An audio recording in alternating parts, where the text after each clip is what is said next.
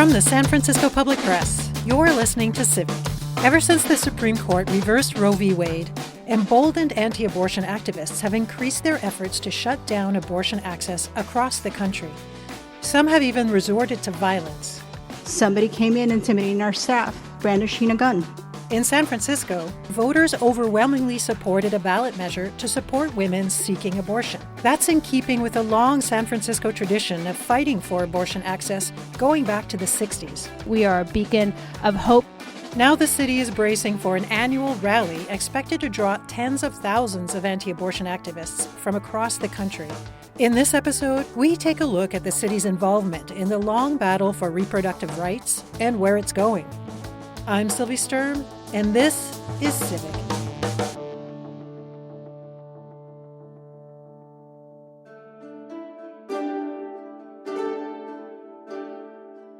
Back in 2012, when I was an editor in a small newsroom in northern British Columbia, I'd chat with younger female colleagues about gender politics. They'd roll their eyes at the dreaded F word, feminism, and playfully call me Gloria, as in Steinem. I just laughed along, knowing that they embraced the spirit of feminism, if not the word.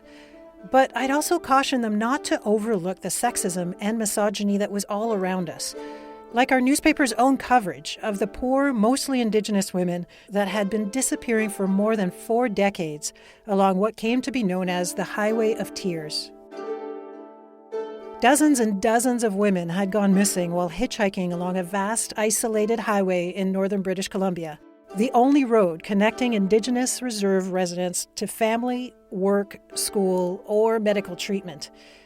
While police investigated, they also blamed the women themselves for their supposed, quote, dangerous lifestyle. And officials refused to offer a simple mitigation effort: public transportation. I tried to alert the young reporters to the deep disregard all of this showed for these women's lives. Little did I know that 10 years later, I would become a citizen of the U.S. just in time to see its concern for women's lives take a huge stumble backwards.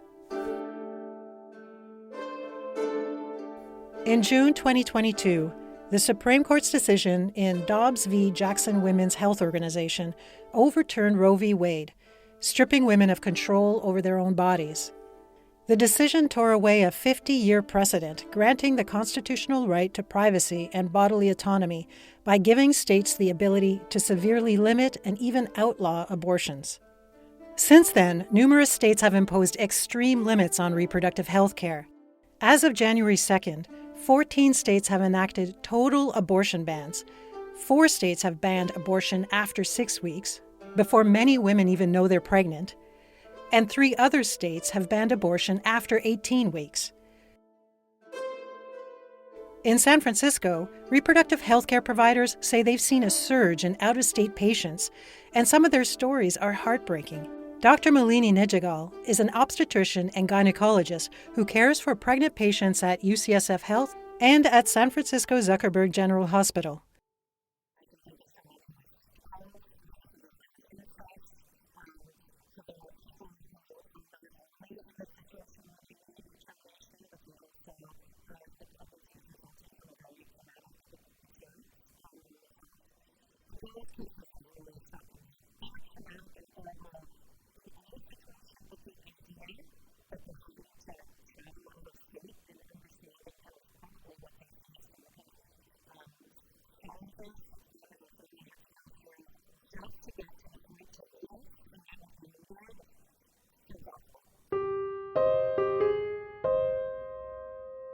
When Donald Trump campaigned in 2016 on overturning the 50-year-old Supreme Court decision establishing the right to an abortion, it felt like an empty promise, an impossibility, really. By the fall of 2020, Trump appeared to be making headway with the appointment of 3 conservative justices, Neil Gorsuch, Brett Kavanaugh, and Amy Coney Barrett. But during their confirmation hearings, the new justices suggested they would respect the precedent set by Roe v. Wade, and Justice Samuel Alito was just as convincing when he was confirmed in 2006. After all, according to numerous legal scholars, it would be the first time in history that the Supreme Court has taken away a fundamental right.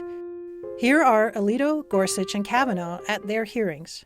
And it's the principle that that courts in general should follow their past precedents. And it's important for a variety of reasons. It's important because it limits the power of the judiciary. It's important because it protects reliance interests. And it's important because it reflects the view that courts should respect the judgments and the wisdom that are embodied in prior judicial decisions. Senator, again, I would tell you that Roe versus Wade, decided in 1973, is a precedent in the United States Supreme Court. It has been reaffirmed. The reliance interest considerations are important there. And all of the other factors that go into analyzing precedent have to be considered. It is a precedent of the United States Supreme Court. It was reaffirmed in Casey in 1992 and in several other cases. And one of the important things to keep in mind about Roe v. Wade is that it has been reaffirmed many times over the past 45 years, as you know. And most prominently, most importantly, reaffirmed in Planned Parenthood versus Casey in 1992. Nevertheless, these justices, along with Barrett and Clarence Thomas, formed a 5-4 majority that voted to overturn Roe. Dozens of states jumped on the opportunity to impose severe restrictions or bans on abortion. And healthcare providers who ignore the new laws could face serious consequences, malpractice lawsuits at best, and at worst, felony charges. That's led to abortion care refusal, even in cases when a woman's life was in danger. ProPublica has been investigating states that have banned or severely restricted abortion care. Reporters have found spikes in preventable deaths related to abortion bans, most notably in Georgia and Texas. During an online event by ProPublica in November, reporter Lizzie Presser talked about a young woman who died in Texas. Nevaeh Crane was 18 years old and showing signs of a spreading infection, and it took she had to go to the emergency room 3 times before she had anyone intervene. So as you've been hearing earlier in this talk, what we saw again was kind of a wait and see approach. When will this infection become so severe that we must intervene is what it looks like on paper. And then there's another moment in her case in which it is very clear that she is very sick, and the doctor decides to get 2 ultrasounds instead of 1 to confirm fetal demise. That then ends up delaying her care an hour and a half before they can move to a D&E, a dilation and evacuation procedure. And by that time, it is too late to operate and her organs are failing. More than 3,300 women came to California from Texas alone for abortion care in 2023, according to the Guttmacher Institute, a research organization that supports sexual and reproductive health and rights in the U.S. In that same year, in response to this new political reality, San Francisco formed the Bay Area Abortion Rights Coalition, which includes reproductive health practitioners, advocates, elected officials, and policymakers from 9 Bay Area counties. Their mandate is to minimize harm from the Dobbs ruling by recommending protections for abortion care patients and providers, preparing for an influx of people traveling from banned states, and preparing for the threat of a national ban. Here's Kimberly Ellis, director of the San Francisco Department on the Status of Women. One of the first things we did was to provide $250,000 in wraparound support services funds for women in the San Francisco Bay Area, but also who were traveling into the San Francisco Bay Area to receive abortion care services. The Bay Area Abortion Rights Coalition commissioned a report analyzing the impact of the Dobbs decision. The report, released in November, listed recommendations for key concerns, including the increased demand and strain on services, the economic impact of denied abortions, and legal and safety concerns for patients and providers. In response, city officials introduced a ballot measure in the last election called the San Francisco Reproductive Freedom Act, which voters overwhelmingly supported with 84% in favor. The measure protects women and reproductive care providers by preventing anyone from sharing names with authorities who may want to punish medical staff or out-of-state patients for abortion care. Catherine Stephanie, a city supervisor at the time, spoke during the June announcement of the ballot measure. I am in a lot of fear. And I think we all talk about it. We talk about the fear of what's happening in our country right now, what's happened since the Dobbs decision. And I have a 14-year-old daughter. And the fact that my daughter has less rights than I did growing up absolutely terrifies me. The fact that they're prosecuting a woman for murder in Texas right now because she decided to end her pregnancy in 2022 is absolutely terrifying to me. The fact that 21 states since Dobbs have enacted more restrictive laws is absolutely terrifying to me. And you know that 22 million women and girls of reproductive age are affected by this. So the fact that we are a beacon of hope here in San Francisco means so much to me. And that fear that we all are in, especially women, I know, and especially us that have daughters, you can't sit in that fear. And so it's so important for me when I'm in this much fear, I say to myself, please remove this fear and direct my attention to what you would have me do. And what we are doing today, we are getting into action. And the fact that we are in action in a way that is so powerful to let the world know, to let the entirety of our country know that San Francisco will not stand for this means so much to me. The new rules also direct the Department of Public Health to post signs outside so-called crisis pregnancy centers explaining that abortions are not provided within. These are facilities that provide counseling and other prenatal services from an anti-abortion perspective. Crisis centers across the state and the country have been accused of acting deceptively, leading California Attorney General Rob Bonta to issue a consumer warning alert about them in 2022. While announcing the proposed measure in June, then Mayor London Breed explained why residents needed to be informed. We have two of those crisis pregnancy centers in our city that have been very misleading. When you are going to understand what all your options are, you're being told that, you will go to hell. Overturning reproductive health care rights appears to have emboldened abortion opponents to become more extreme. The National Abortion Federation's 2022 Violence and Disruption Report shows increases in major incidents like arson, burglaries, death threats, and clinic invasions. In states that are protective of abortion rights, there's been a sharp increase in violence, disruptions, and efforts to deceive and obstruct patients seeking abortion care. In October, Ruth Nunez, Senior Center Director of the San Francisco Planned Parenthood, talked about threats to her clinic during a Board of Supervisors hearing to consider increased funding for security personnel at the facility. Just this week, I just had to call the police on Monday and Tuesday specifically. Somebody came in intimidating our staff, brandishing a gun. Today, I had to call the police because there was a suspicious package, a bag left in the front of the building. There is an assault currently to a lot of the Planned Parenthoods, not only here in San Francisco, but across the nation. But what I am experiencing here as I run the flagship is continuing harassment, continuing intimidation of our patients, making sure that they are being in the way of health services that are very important for the individuals who are coming through our clinic. We see about 18,000 individuals coming into our health centers, not just for abortions, for cervical cancer, for breast screenings, for other reproductive services. They're equally being as intimidating. In 2017, San Francisco resident Teresa Bukovac founded Pro-Life SF. The group's members are often found picketing the Planned Parenthood inside a legally mandated 8-foot protective zone that's supposed to protect clinic patients, staff, and volunteers. According to witnesses, Pro-Life SF routinely crosses the buffer zone without repercussion. Here's former supervisor Catherine Stephanie. I mean, when I drive by there sometimes and I see how close they are, I call in and I'm like, why isn't anyone doing anything? And I think it almost like, sometimes I feel like it's allowed if it's not getting too out of hand, or there's, we have a staffing shortage in our police department. It's not always, a priority.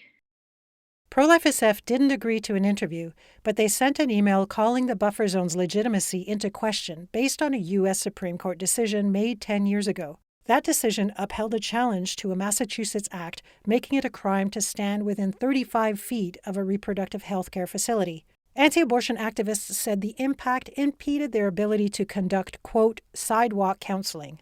The Supreme Court agreed, saying the act violated the First Amendment. However, videos of pro-life SF protests do not show members conducting sidewalk counseling. Instead, videos show them directing their speech to staff and volunteers. In one post, director Melanie Salazar films herself taunting volunteer escorts who are standing 3 feet behind her in the Planned Parenthood clinic's doorway. Here's your daily dose of carceral feminists, bootlickers, working at Planned Murderhood. How does it feel to be a carceral feminist? Calling the cops. Doesn't look cute on you, sweetie.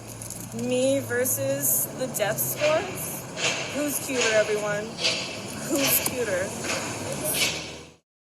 A group called Progressive Anti-Abortion Uprising is stepping up this in-your-face approach. They're a relatively new but increasingly influential group that was founded in San Francisco in October 2021 by the same woman who founded Pro-Life SF. The new generation of abortion opponents is openly calling for old extremist tactics like entering clinics, often under false pretenses, to disrupt operations and harass staff and patients. The National Abortion Federation website has a witness account of a clinic invasion that happened at the Women's Options Center in Zuckerberg San Francisco General Hospital. Elisa Perucci is the center's counseling and administrative manager. We experienced a clinic invasion where a group of anti-abortion protesters, one posed as a patient, and once our door was open, 3 other ones rushed in past staff and basically shut us down for about 20 minutes. It was terrifying because at first you're trying to figure out, are there weapons?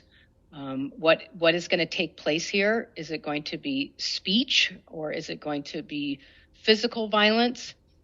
And I think, it was really, it was the most disturbing anti-abortion incident that we have had in our clinic's history. The popularity of progressive anti-abortion uprising has spread to a younger generation thanks in part to multiple TikToks of members appearing at clinics and trying to interact with patients.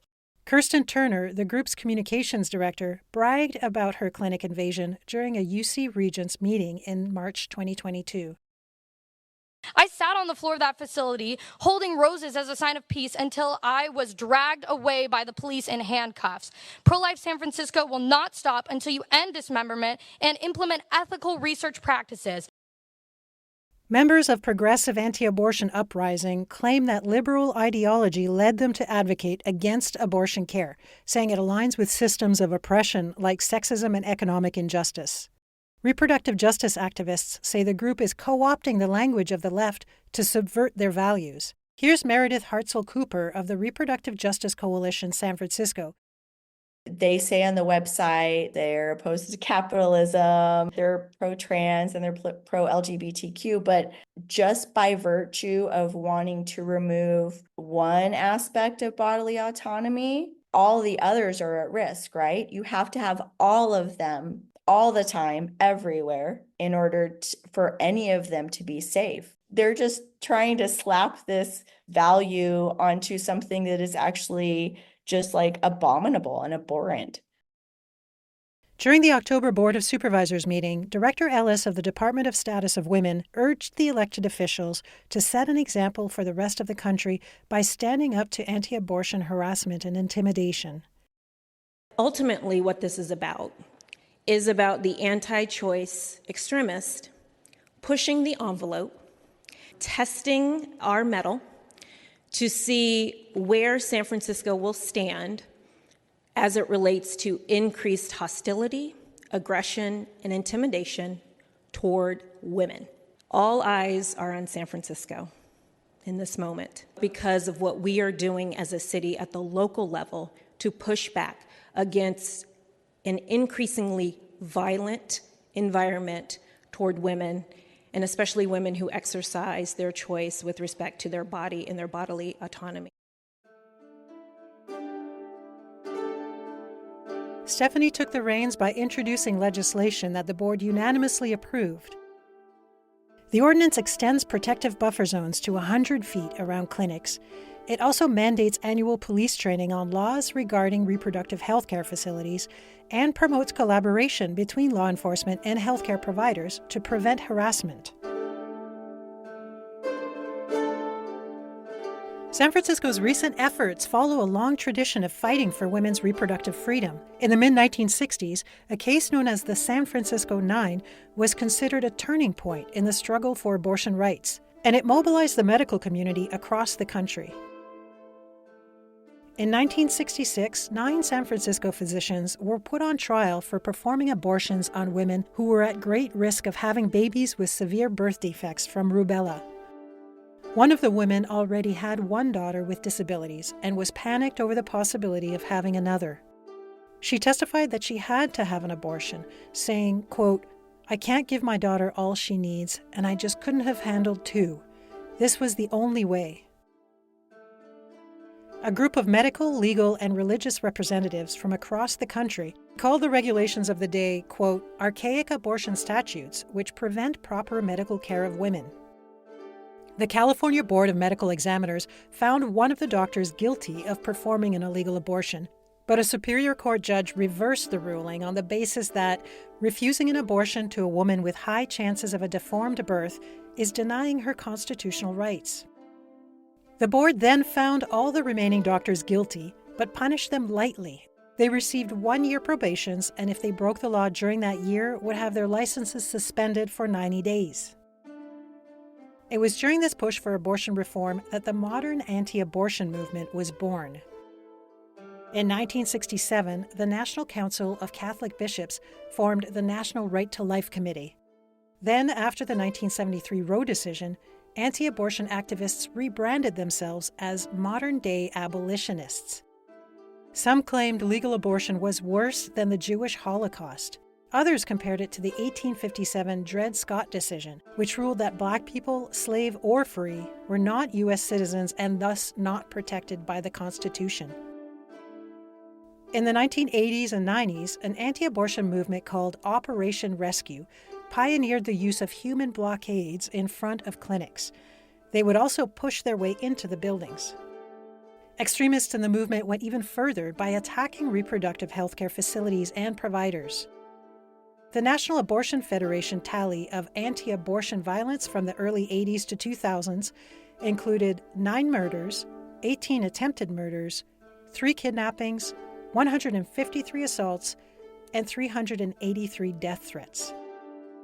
San Francisco was targeted in February 1995 when someone set fire to a clinic. No one was hurt in that attack.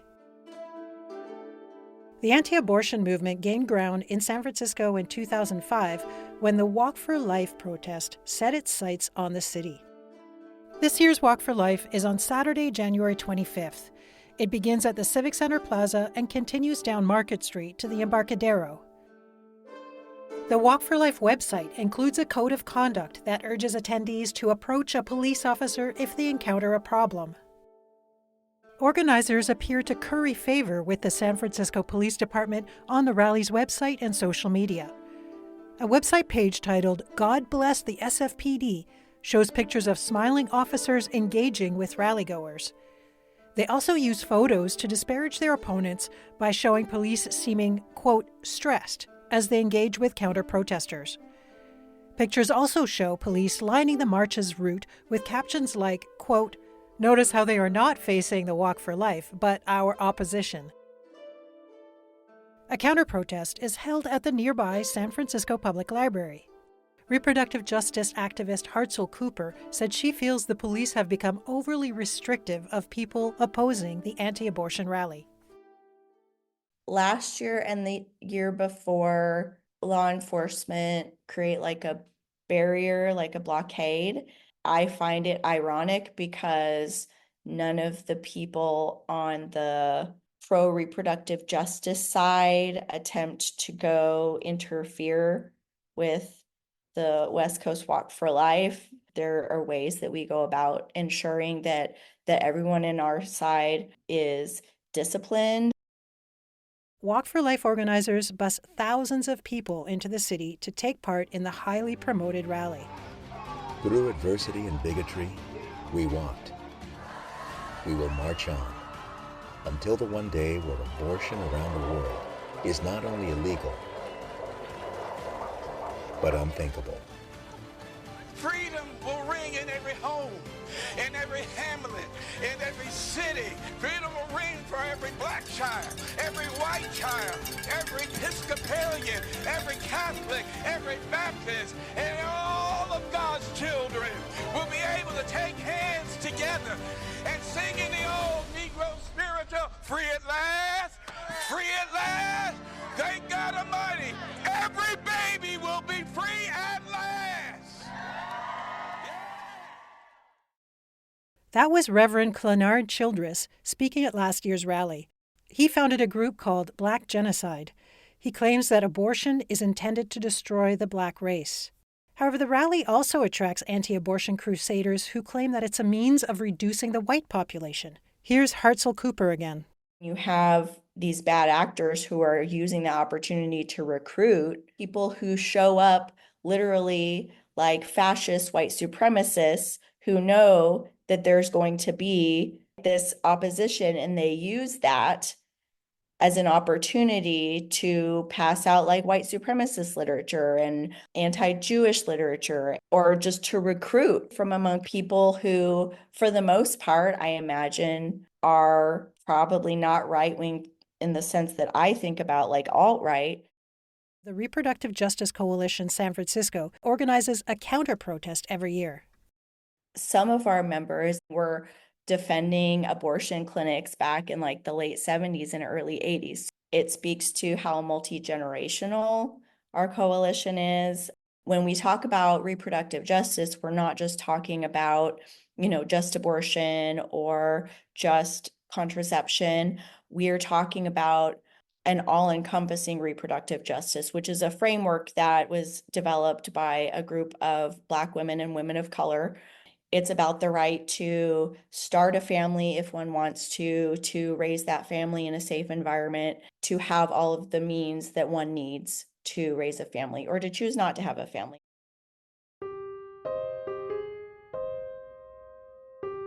Black women in the U.S. are at a higher risk of maternal mortality than white women, and abortion restrictions can make the situation worse. Black women are 3 times more likely to die from pregnancy-related causes than white women, and a third of pregnancies in Black women end in induced abortion, compared to 1 in every 10 pregnancies for white women, according to the National Institutes of Health. Factors that contribute to the maternal health crisis for Black women include socioeconomic status, racial discrimination, disproportionate access to health care, and rapid physical and hormonal changes. To help mitigate these threats, an alliance of city agencies, healthcare organizations, and community-based organizations have partnered to launch the San Francisco Pregnancy Family Village. For 3 years, the monthly pop-up village in the Bayview has offered a one-stop shop for all kinds of pregnancy and family needs. Shanita Williams is Community Engagement Coordinator for the San Francisco Pregnancy Family Village.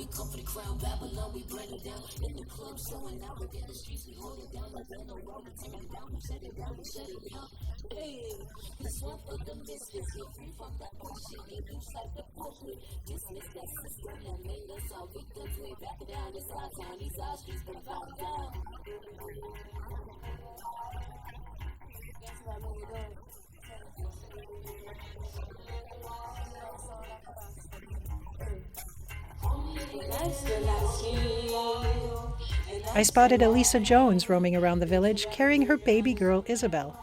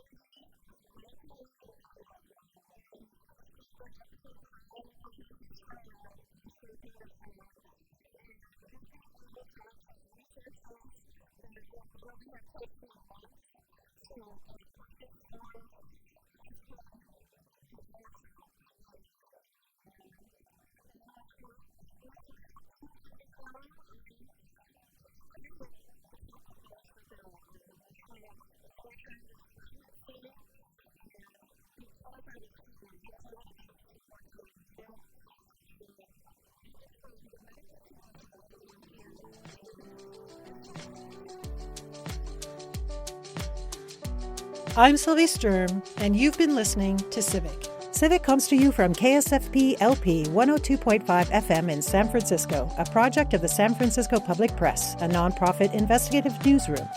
Find the accompanying article for this episode and all our reporting at sfpublicpress.org.